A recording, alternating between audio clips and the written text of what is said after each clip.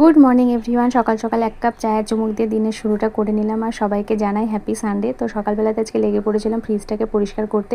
তো ফ্রিজটাকে ক্লিন করার পরে কিছু কৌটোগুলো ছিল, তো ভাবলাম এগুলোকেও সুন্দর করে ধুয়ে একটু রোদরে দিয়ে দিই।